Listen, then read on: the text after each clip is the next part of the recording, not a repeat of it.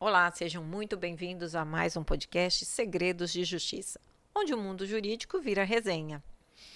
E o nosso convidado de hoje, quando nós convidamos, ele falou para a gente que precisava de uns 3 dias para ficar contando histórias. Mas a gente não tem tanto tempo assim, né?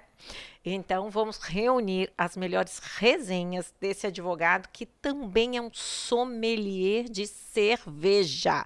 Não recebemos nenhum até agora aqui, né? Seja muito bem-vindo, doutor Sandro Risato. Muito obrigado, agradeço o convite. Estamos aí para fazer um bate-papo bacana aí. E aqui eu costumo dizer que, apesar do nome de Segredos de Justiça, aqui não tem segredo, não. Mesmo porque nem pode ter, né? Tem que ser tudo público, né? É para desvendar. É isso aí. Mas vamos lá. Como é que o direito chegou na sua vida? Que eu já sei que o doutor não é nem do estado do Espírito Santo, né? Sim, eu sou Paraxaba. Paraxaba? É, eu sou uma mistura de paranaense com capixaba, né? É tanto tempo que a gente está aqui, eu estou aqui há 23 anos e olha, já que legal. Adotei como minha terra, né? Ah, que bacana. Isso. Mas como é que o direito chegou na sua vida? Sempre quis ser advogado? Não, eu quando pequeno, na verdade, eu queria sempre ser médico. Médico? E fiz vestibular para medicina. Antigamente não existia essa infinidade de cursos de medicina particular que tinha. Era só federais. E aí, assumo, não tive capacidade para passar na época. Nós disputávamos com o pessoal de São Paulo que descia e eram muito preparados, descia para o Sul para fazer as faculdades federais de lá. E acabei, por acaso, fazendo o vestibular de Direito. E passei, se eu não me engano, acho que em 3º lugar na época, muito bem qualificado. E comecei a fazer faculdade. E hoje estou aí, advogado, tenho quase mais de 30 anos já que eu estou nesse caminho, porque quando eu entrei na faculdade, no primeiro ano da faculdade, eu já fui fazer estágio não remunerado em um grande escritório de advocacia em Maringá. Opa! E quando eu cheguei, já vou começar contando história logo de uma vez. Vamos lá, a ideia é essa. Comecei a trabalhar no dia 20 de dezembro, primeiro ano da faculdade, tinha feito aquelas matérias. Mas no recesso, doutor? No recesso, eu entrei, não tinha ninguém no escritório, eu fui, né? Dia 20 de dezembro. E na época não tinha nada eletrônico, era papel, né? E aí o escritório advogava para uma grande usina de açúcar da região, que lá tem muitas. Entraram em contato com o escritório, só estava a secretária e eu, falaram assim, olha, tem um monte de peão aqui fora, ninguém sai, ninguém entra, e a peãozada entrou em greve, que eram os cortadores de cana, que entre safra, tinha um volume, 1.000 e tantas pessoas trabalhando, e ninguém entra, ninguém sai. E eu quero falar com o doutor era eu. Primeiro ano de faculdade. Primeiro ano de faculdade e já estava ali trabalhando, tentando resolver alguma coisa, né? Aí liguei para o advogado que era o dono do escritório e falei, olha, tá acontecendo isso, tal. Ele estava viajando para o Nordeste. Ele falou assim, interdito proibitório. Eu falei, meu Deus, o que é isso? Interdito proibitório. Nunca tinha ouvido falar essa palavra. Meu Deus. Aí fui buscar, tinha na época uma biblioteca muito grande, inclusive a coleção da revista RT tinha várias paredes. Que não era inteligência artificial, nada, né? não tinha. Nós tínhamos um computador 386 na época e era máquina de escrever. Isso mesmo. Não tinha historinha de ir lá, cola, copia ou ir lá buscar alguma coisa na internet, alguma coisa pronta. E aí fui buscar o que era o tal do interdito proibitório. Achei o que era, pesquisei, fiz um descritivo do que estava acontecendo em 1,5 página, mandei via fax, né? Aí liguei para o cliente e falei, ó, o doutor já resolveu. Não, resolveu não, a polícia tem que vir aqui para poder ajudar a gente a sair, né? Aí entrei em contato, aí o pessoal do cartório falou assim, olha, o juiz não despachou porque o senhor não juntou procuração. Eu falei, o que é a procuração? Uau. Eu já descobri o que é interdito proibitório. Eu vou descobrir o que é a procuração. Aí fui, fiz a procuração, mandei para o pessoal lá, eles devolveram tudo via fax, né? O fax funcionava muito bem na época. Devolveram via fax, eu mandei para o fórum via fax. E aí liguei novamente, falei, ó, o juiz já despachou, já deferiu a sua liminar. Eu nem liminar sabia o que era. Aí foi a polícia para lá, resolveram. deram apoio para todo mundo sair e tal, e eu saí como o grande vencedor, né? Uau! Isso nos primeiros dias No final do primeiro ano, porque era ano, né? Não era semestre na época, né? Isso mesmo. Eu não sei se... Não, a minha também era anual. É da época do anual, entendeu? Eu estava praticamente no final do ano, e era realmente dia 20 de dezembro. O fórum fechado, era o último dia. Enfim, foi o meu começo com direito. Foi com interdito proibitório. Com interdito proibitório, numa loucura danada, entendeu? Olha que bacana. Mas foi um dia de emoção. Imagino, né? Já começou. Aí que não quis desistir do direito mesmo. Não, aí você sente aquele arrepio quando você resolve o problema. E quando você vê que a tua atuação deu um resultado satisfativo para o cliente. Entendeu? Que bacana. E aí é quando você sente o tesão de advogar. Exato. Necessariamente, entendeu? Que bacana, que bacana. Isso tudo no Paraná. Isso lá, doutor falou, em Maringá.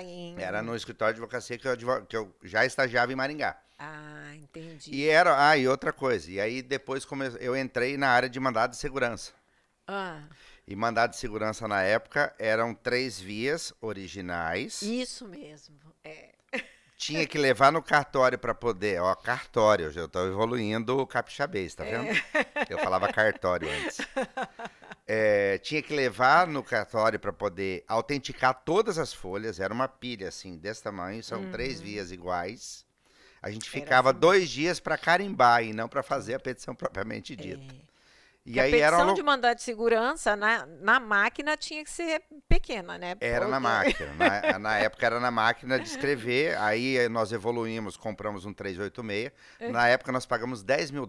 Eu lembro, inclusive, que nós encomendamos, imagina, $10 mil no computador, que era um teclado que ligava na televisão, né?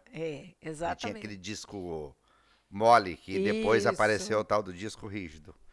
E aí colocamos várias impressoras dentro de uma sala, aquela impressora matricial.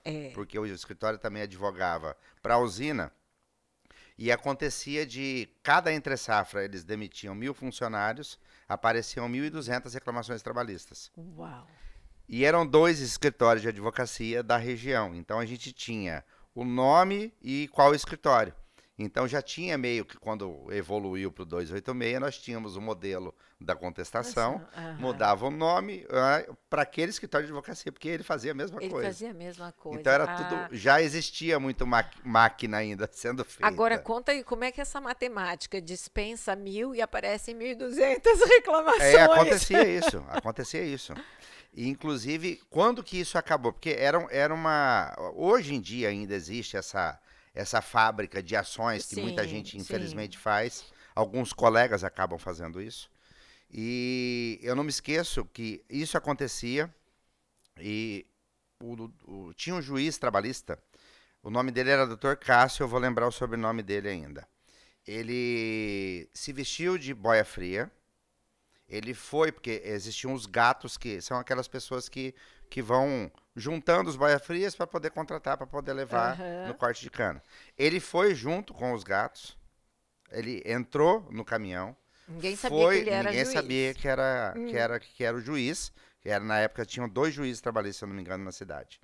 Ele entrou, foi lá, trabalhou o dia inteiro, foi conversando com todos os boia frias, como que funcionava a situação, como que era. E ele falou, não, aqui quando acaba, o escritório de advocacia vem aqui de ônibus, paga o ônibus pra gente, pega a procuração da gente, tem as pessoas que eles contratam, que pagam por audiência para ir como testemunha.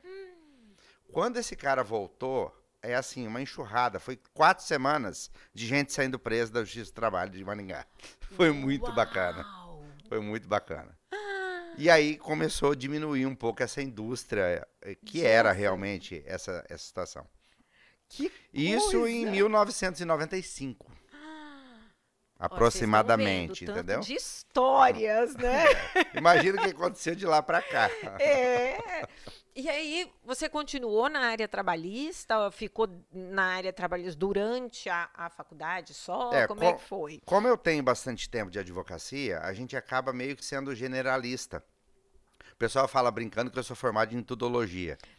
Tudologia. Porque Mas o advogado isso- tem que saber tudo. Mas isso Esse também, que é o problema. hoje em dia, eu vejo que todo mundo fala, não, tem que ser especialista. Mas na nossa época, quando a gente saía realmente, Sim, né? mas- A gente tinha uma atuação um pouquinho mais ampla. Isso, e qual que é o problema hoje? O cara tá saindo da nossa área, ele tá virando especialista de dedo mindinho esquerdo. Se for dedo mindinho direito, não, eu não trabalho, eu não mexo. Só que qual que é o problema disso? Quando você se especializa numa área tão afunilada, você não tem visão de todos os outros campos que você tem. Você fica igual um tapa de cavalo. Não estou contestando quem é, muito pelo Não, contrário. não. Eu tenho especialidade também, entendeu? Mais na Aham. área tributária. Sim. Mas se você tiver só um foco para uma especialidade única, você não consegue ver os outros lados do direito e outra. Você não tem uma implicação só de uma situação que não vá resbalar no direito civil, no direito do trabalho, enfim. Eu tenho um colega que fala assim, dentro da sua especialidade, você precisa ser generalista. Sim. Você precisa ter essa visão mais Tem ampla. que saber, porque né? não tem condição. Quando você pega qualquer situação para atuar, aquilo lá, ela gerou de algo que não é da sua área. É. Então, se você não tiver conhecimento do que é, por exemplo, teve uma situação de um contrato uma vez, um grande contrato que a gente estava fazendo com um cliente, e era uma obra muito grande de um cliente em Itaguaí. E era uma obra de compactação de solo. Então, eu já mexi com obra, enfim, tudologia, você acaba sabendo de tudo um pouquinho, entendeu? Ele estava fazendo um contrato, a discussão, inclusive, era com a grande empresa que ela impunha as condições contratuais contra qualquer tipo de contratado. E lá tinha que o meu cliente dava garantia da compactação do solo, porque ia passar muitos caminhões grandes, pesados, com, se eu não me engano, não sei se era minério, o que era. E eu falei, olha só, isso daqui quem que vai fornecer o material? O cara, não, peraí, a gente está discutindo cláusula do contrato. Eu falei, não tô não, tô discutindo cláusula de uma obra. Quem que vai fornecer o material? Ele falou assim, não sou eu, meu cliente falou. Quem vai fornecer são eles. Eu falei, ele vai fornecer barro, pó de pedra, terra ou areia? Ele, como assim, Sandro? Eu falei, dependendo do material que você vai usar, vai ter uma compactação. Se você colocar barro ou algo que não tenha capacidade de compactação, você vai fazer a sua obra, ele vai colocar o caminhão, porque ele tinha a obrigação de fazer 8 metros de como se fosse um elevado para transporte de caminhão por cima. Falei, isso vai ceder. Vai ceder. Ele falou, eu não tinha pensado nisso. Falei, porra, você é engenheiro, cara. Pois Você é o engenheiro contratado da obra. Então, se eu não tenho conhecimento disso, seria assinado um contrato no qual ele estava dando garantia da compactação. E o que aconteceu no decorrer do contrato? O negócio desceu 2 metros. Por quê? O material que a contratante forneceu não suportava a compactação. Nossa. E aí, como tinha no contrato que eu não dava garantia da compactação porque o material era dele, nós tivemos que fazer um aditivo contratual que aumentou só em 70% o valor da obra. Nossa. E era alguns milhões o valor dessa obra. Quer dizer, o que ia acontecer com isso? Um contrato mal feito de um especialista que poderia ser de contrato, que não iria entender de obra, não iria entender do negócio, o cliente ia quebrar por conta disso. Então a gente tem que ser generalista, não tem jeito. E a gente está chegando num ponto de tão especificidade daquilo que a pessoa faz, que ele não consegue ver nada que está em volta e que vai influenciar naquilo que ele está fazendo. E às vezes do próprio impacto daquela ação, né? Sim. Porque às vezes você pensa na defesa daquele direito do seu cliente, enquanto você acaba com o direito de vários outros, né? Sim, ou dele próprio. Ou dele próprio. Então, também tem isso. Porque todas as implicações hoje que você tem de contenda, seja judicial ou administrativa, ela gerou de algum outro fato que pode não ter sido aquilo. Exato. Por exemplo, uma autuação tributária. Ela pode ter sido gerada não só de uma falta de emissão de nota, mas de uma falta de pagamento. Um exemplo clássico, que não é, inclusive, nem cliente do escritório, mas, por exemplo, furto de energia elétrica. A concessionária, ela paga o ICMS do volume de energia que ela compra, não do que ela vende. Quer dizer, o que a relação tributária tem a ver com o roubo que é feito nos bairros de gato, de não sei o que, coisa e tal. Nenhuma. Mas tem relação. Eu, ente tributante, estou tributando alguma coisa que você não vendeu. Você comprou, mas você não faturou. Então, existe... tudo hoje é correlacionado de relações distintas. Então, aquele médico que está só trabalhando com o mindinho esquerdo e não sabe direito, no meu ponto de vista, está fadado a se restringir e não conseguir resolver o problema do paciente, que não necessariamente é o dedo mindinho. Como um todo. E como é que foi o seu primeiro escritório, seu primeiro cliente, independente? Porque continuou no mesmo escritório depois que terminou a faculdade? Então, eu fiquei lá toda a minha faculdade, fiquei mais 2 anos depois que eu fiz 2 pós-graduações, e aí eu fui passear em Sinop, no Mato Grosso, que era uma região que estava crescendo muito, fica ali quase divisa com o Pará, estava crescendo muito, um amigo tinha ido para lá, montado o escritório, precisava de alguém que trabalhasse na área tributária, eu falei, eu vou para lá. Eu peguei, fui para lá, aluguei sala, aluguei casa, aluguei tudo. Voltei para minha cidade lá no Paraná. Minha irmã falou assim, nós temos um amigo que chama Edilson, que mora em Vila Velha. Eu nem sabia onde era Vila Velha. Para mim, Vila Velha, existe uma Vila Velha no Paraná, que é perto de Curitiba, que é onde formam umas estruturas calcárias, né? Eu falei assim, não, mas onde é Vila Velha? Ela falou assim, no Espírito Santo. Mas onde que é o Espírito Santo? Ela falou assim, é lá para os lados da Bahia. Aí eu fui olhar no mapa. Infelizmente, o nosso estado, eu falo nosso porque aqui eu considero como o meu hoje, não é conhecido a nível de Brasil. Infelizmente, não. E não mesmo. Se tivéssemos uma utilização maior a nível de turismo, o estado iria dar um up muito grande. E aí eu fui olhar no mapa onde era, peguei 2 ônibus, vim para cá para poder passear. Quando eu voltasse para lá, porque eu ia vir para a praia, né? Quando eu voltasse para lá, eu ia para Sinop para começar a minha vida lá, né? Eu vim pra cá, atravessei a ponte e falei, eu vou pra Sinop, nada. Vou ficar por aqui. Eu vou ficar por aqui. Começar lá, começar aqui, eu vou começar lá pra ganhar dinheiro e vir pra praia. Eu vou viver na praia, caramba. É bem melhor eu começar aqui. E aí aluguei uma salinha no prédio, chamava Quartier Center. Não sei se você... do lado de onde era o Bic Banco, atrás ali da Selga, no começo da Leixoneto.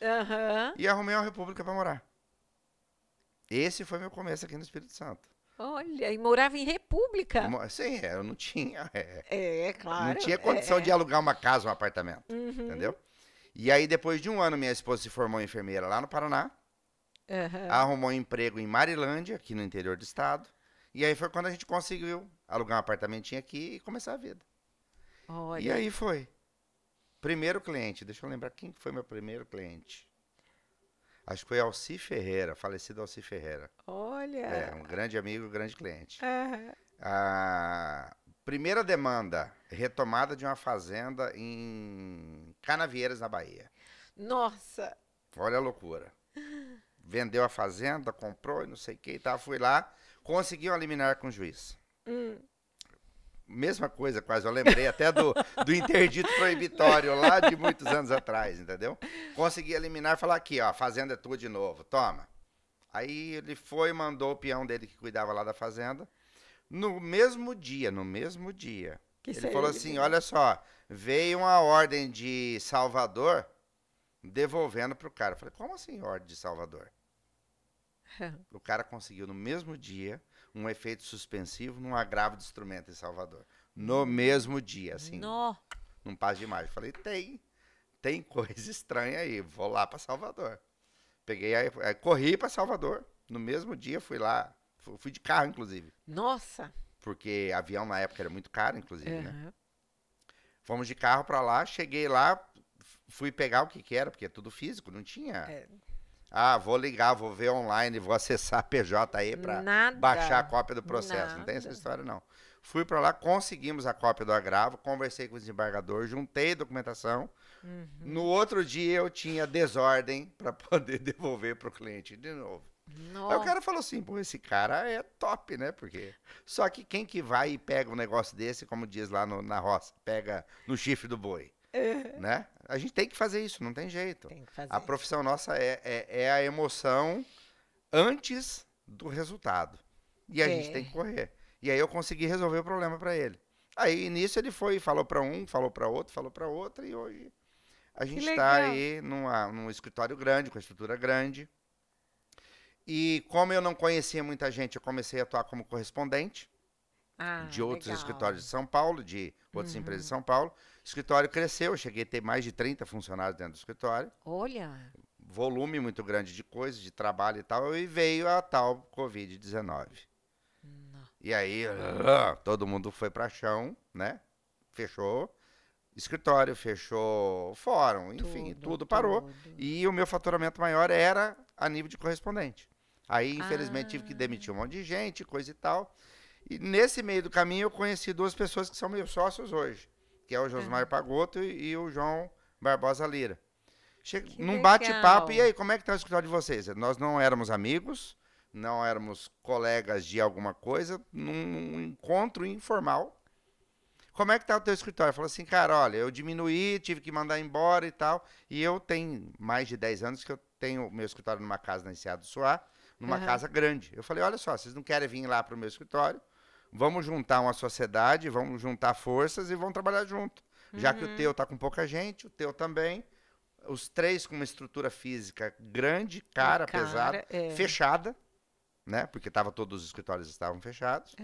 Juntamos os três e está funcionando muito bem, graças a Deus. Sua equipe hoje, essencialmente presencial ou muita gente Tudo faz presencial. online? Tudo presencial. Eu não consegui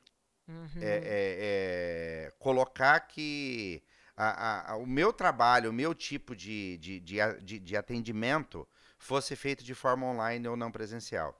E aí a gente migrou um pouco o perfil do escritório. Eu tinha, por exemplo, eu trabalhava com contencioso de massa na época. Eu tirei praticamente todo esse contencioso de massa e hoje a gente trabalha muito mais com poucos processos, mas com processos que demandam um cuidado muito pessoal. A nossa equipe hoje é uma equipe enxuta, nós temos, além dos 3, mais 11 funcionários, né, que trabalham com a gente.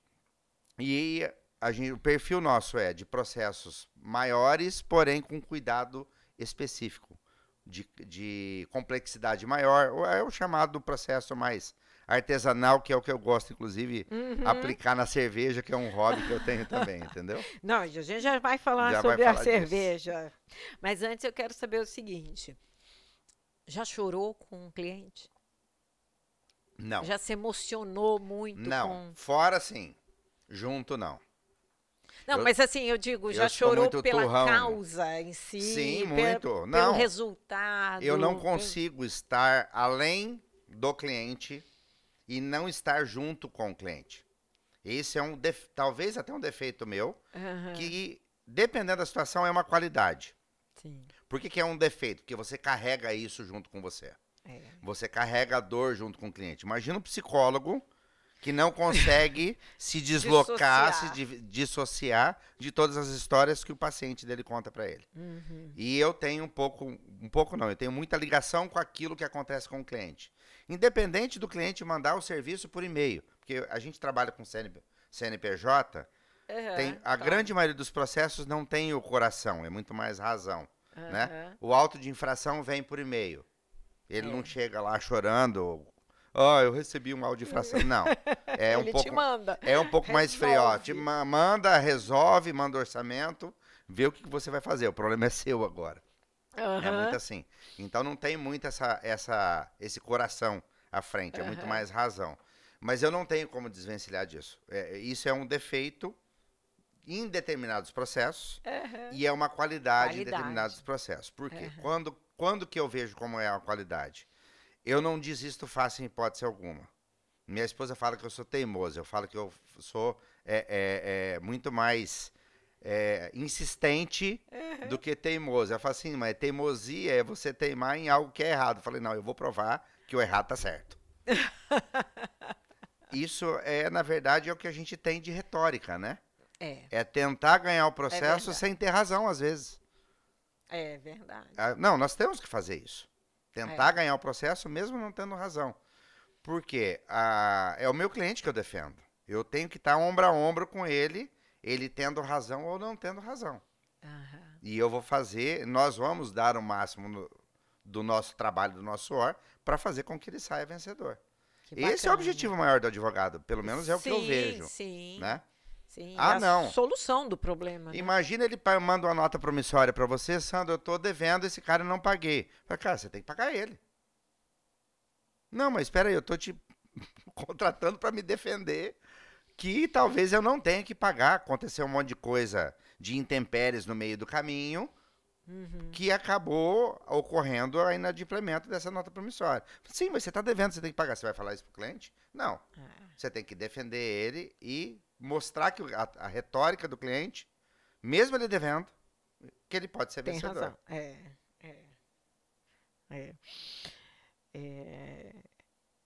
Não, e assim, tem um colega aqui que fala assim, aliás, uma colega, ela sempre fala, não, eu resolvo problemas. Eu não sou advogada, eu sou uma solucionadora Sim, de problemas. sim. E é isso, né?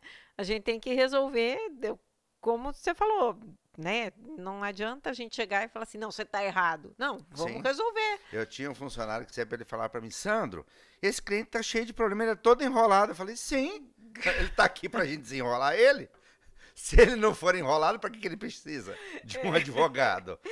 Né? Perfeito, é isso aí. É muito né? isso. Ninguém vai bater na sua porta porque não tem problemas. Sim, é. Ah, não, eu vim de psicólogo por quê? Não, porque eu tava feliz, eu quis vir.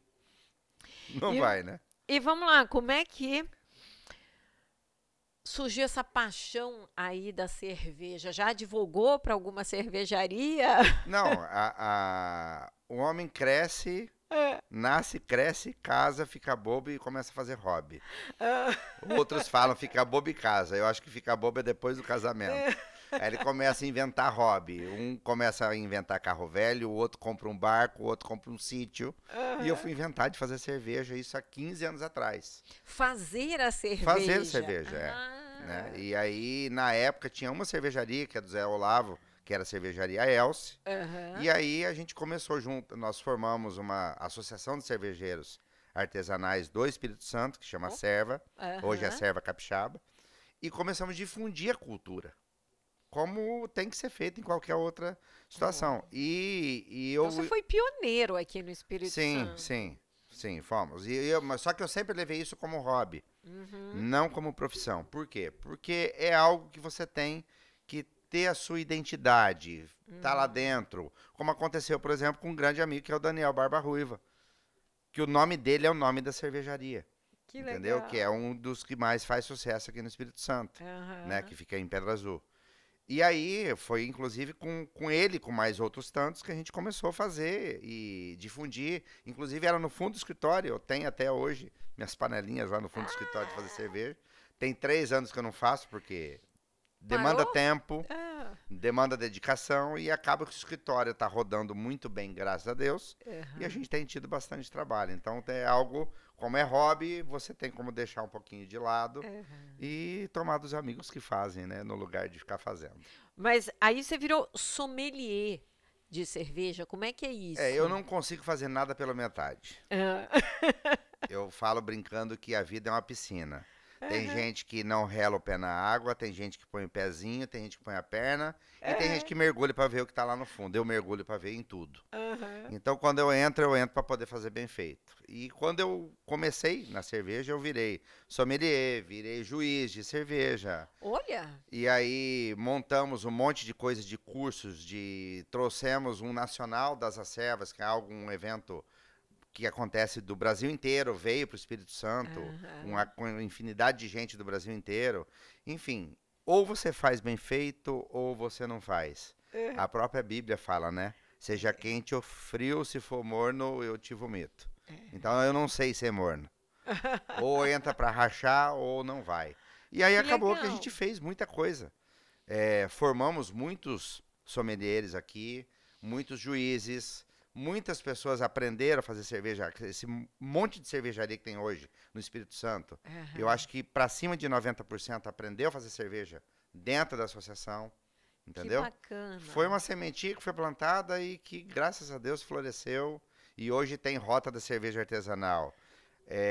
No sul do estado, pro lado de Venda Nova, no norte, em São Mateus, tudo quanto é lugar hoje tem rota de cerveja com várias cervejarias artesanais. Isso é muito bacana de ver. Que bacana. E tem algum caso assim que que te marcou dentro dessa área, relacionado ao direito também? De cerveja artesanal, não. Uhum. A gente fez muita coisa de forma administrativa. Por exemplo, atuando como advogado, mas dentro de um hobby. O MAPA é o órgão que autoriza as cervejarias a funcionar. Na época, como não tinha cervejaria aqui, o MAPA não tinha nem conhecimento de como regulamentar isso. O que a gente fez? Olha, vamos fazer um monte de palestra em vários lugares, em Cachoeiro, em Colatina, Linhares, junto com alguém do MAPA, para a gente mostrar para a pessoa do MAPA como que é que funciona isso. E ter uma sinergia de funcionalidade de autorização. Porque o cara chegava e falava assim, o teto tem que ser assim, parede tem que ser assim. Não. Começou a flexibilizar e ver que não era tão extremado a situação de poder trabalhar com isso, entendeu? Entendi. E aí foi uma forma de eu aplicar o que eu tenho no direito para poder auxiliar o que tinha da própria associação. Agora, processos aqui tem cada coisa maluca que... É mesmo? É incrível. Tem coisa até que nem pode contar, né? Então conte algum que possa ser contado. A exemplo de um caso que aconteceu com um cliente que é do interior, de uma demanda trabalhista, ele me deu... Ia ter uma perícia, né? Eu não lembro, se eu não me engano, acho que era uma perícia de insalubridade que tem que ser no local da empresa. Ele me ligou e falou, Sandro, o cara que veio fazer a perícia tá conversando com a mulher que é a funcionária atrás da bananeira. Eu falei assim, como assim? É roça, é sítio. Eu falei, como assim conversando atrás da bananeira? O cara era amigo o perito era amigo da funcionária. Eu falei assim, então olha só, tira uma foto e dá um zoom, isso agora tem como fazer, né? Que a gente vai alegar a impossibilidade desse perito de fazer o impedimento do perito, né? Mas dito e feito, aí ele tirou a foto, aí quando eu protocolei aquilo lá, tem algum tempo já, não era PJ ainda, eu fui, acho que foi em Venda Nova, se eu não me engano. Eu cheguei, o juiz olhou para mim e falou assim, não acredito, o cara tirou a foto de trás da bananeira, mas não dá para identificar quem que é. Eu falei, doutor, tá aí, ué. O cara tava lá conversando, tratando, sei lá, alguma coisa, combinando algo escuso, evidentemente, para estar atrás da bananeira, né? Ó, tá vendo? Não, são coisas assim, já pegou... como você já advogou em trabalhista, já pegou gente mentindo? Muito. É mesmo? Muito. Infelizmente, entendeu? E quando você instrui a testemunha, que a gente não faz isso, você vê que a pessoa está instruída, ela está meio que lendo um script que ela decorou. É muito bacana isso. Eu adoro em audiência, quando eu vejo que o advogado da outra parte instruiu a testemunha. E aí você pergunta, tem aquelas perguntas capciosas, que você faz a pergunta e dá um quebra naquilo que a pessoa está respondendo. Estudou, né? E que ele estudou para poder responder. E aí ele fala, ele não consegue voltar naquilo que estava antes. E aí começa a se embananar tudo, não que não sei o que e tal. Eu falei, excelência, tá, não tem condição de ouvir mais a testemunha, porque tá claro que tá mentindo, né? Só que, infelizmente, a Justiça do Trabalho é muito mais dura com relação a isso. Já tivemos muitos casos de pessoas saírem presas por falso testemunho, que estava claro que estava fazendo isso. Agora, a civil a gente não vê, é um pouco mais flexível, o juízo ouvir, não levar em consideração aquilo. Só que qual que é o problema disso? Um tribunal não viu e não assistiu à audiência. E o que está escrito está nos autos. E às vezes não revela o que realmente aconteceu. Exatamente, não assistiu. E hoje está começando as audiências cíveis também serem gravadas. Então dá um pouco mais de fidelidade com relação àquele depoimento que foi tomado. Porque você vê as expressões, porque a pessoa quando está mentindo, ela coça a cabeça assim. Você nunca reparou isso? Não! Essa é a atitude mais primata que nós, seres humanos, temos. Por que eu vou coçar a cabeça aqui? Porque se eu posso coçar aqui. Então, quando a pessoa está fazendo isso aqui, é porque alguma coisa, ou ela está extremada ao nervoso, ou ela perdeu até a capacidade de pensar que ela está fazendo isso daqui. Entendeu? Ou ela está desviando alguma coisa de o que é da realidade. Olha só. Repara isso no dia a dia. Vou reparar, reparar. Tem um livrinho que eu leio, que é de cabeceira, eu acho muito bacana. É velho já, chama O Corpo Fala. Eu já vi esse livro. É muito bacana e você estudar as pessoas quando você tem isso. Você vê com o olho no olho como que a pessoa está conversando, ela desvia o olho de você. É muito bacana. Por isso que a gente tem que ser formado em tudologia. O advogado tem que ser um pouco isso. Por quê? Tem que conhecer, né? Você tem que conhecer, você tem que lidar com pessoas, você tem que saber o que você está tratando, o assunto que está sendo debatido naquele processo. Se você vai tratar de uma contestação de um erro médico, você tem que ter um pouco de noção de fisiologia. Você não pode deixar para a prova pericial sanar tudo aquilo, porque você tem que defender o teu cliente. Vamos supor que eu estou defendendo o médico. Eu tenho que defender, eu tenho que colocar na minha defesa na contestação coisas técnicas que o médico teria falado e teria feito para não causar aquele dano. Então eu tenho que entender um pouco. Se eu fizer algo muito genérico, o que vai acontecer? E uma prova for falha, a condenação é certa. É isso que eu falo em retórica. Para você ter uma boa retórica, você tem que entender daquela matéria que está sendo discutido, daquilo que está sendo posto na tua situação para você contestar ou fazer uma inicial e entender daquilo que está falando. Eu vou fazer uma contestação de uma explosão de uma turbina de um avião. Eu tenho que ter uma noção mínima do que é uma turbina de avião, do que é um avião, como funciona o avião. Eu tenho que estudar sobre isso. E aí a gente volta na questão do cara ser muito especialista. Nesse ponto é bom. Só que, para ele saber da turbina do avião, ele tem que saber de tudo aquilo, das causas, das concausas, do que pode gerar, da forma que ele vai falar. E por isso que a gente tem que ser meio tudólogo. Tudólogo. Gostei dessa tudólogo.